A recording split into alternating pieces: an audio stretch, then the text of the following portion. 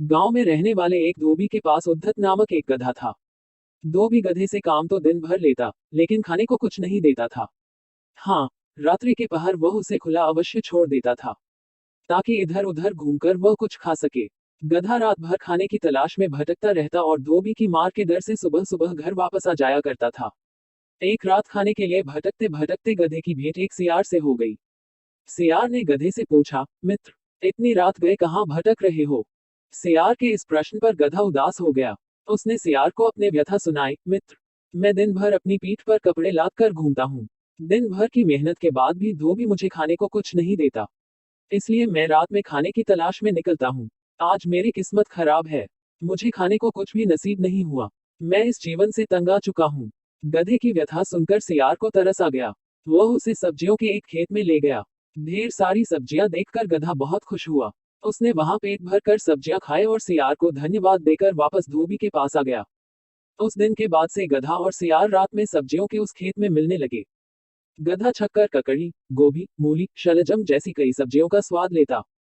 धीरे धीरे उसका शरीर भरने लगा और वह मोटा ताजा हो गया। अब वह अपना डेक भूल कर मजे में रहने लगा। एक रात पेट भर सब्जियां खाने के बाद गधे मदमस्त हो गया। वह स्वयं को संगीत का बहुत बड़ा ज्ञाता समझता था। उसका मन गाना गाने मचल उठा। उसने सियार से कहा, मित्र, आज मैं बहुत खुश हूँ। इस खुशी को मैं गाना गाकर व्यक्त करना चाहता हूँ। तुम बताओ कि मैं कौन सा आलाप लूं? गधे की बात सुनकर सियार बोला, मित्र, क्या तुम भूल गए कि हम यहाँ चोरी छुपे घुसे हैं? तुम्हारी आवाज बहुत कर्कश है। यह आवाज खेत के रखवाले ने सुन ली और वह यहाँ आ गया, तो हमारी खैर नहीं।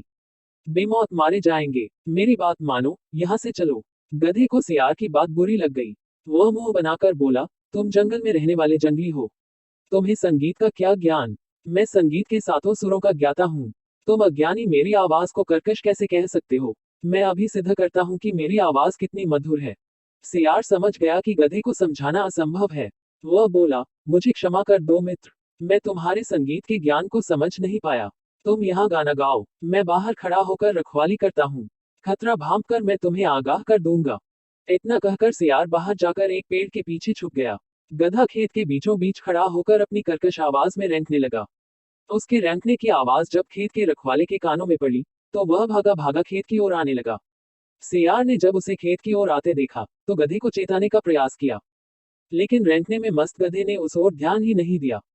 सियार क्या करता, वह अपनी जान बचाकर वहां से भाग गया। इधर खेत के रखवाले ने जब गधे को अपने खेत में रेंकते हुए देखा, तो उसे दबोचकर उसकी जमकर धुनाई की। गधे के संगीत का भूत उतर गया और वह पछताने लगा कि उसने अपने मित्र सियार की बात क्यों नहीं मानी।